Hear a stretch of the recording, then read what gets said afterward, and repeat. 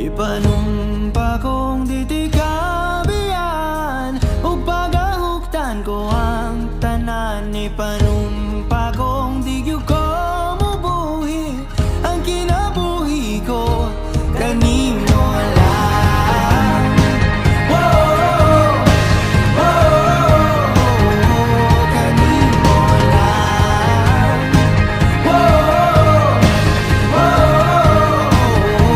Kanimo saksi ang langit sa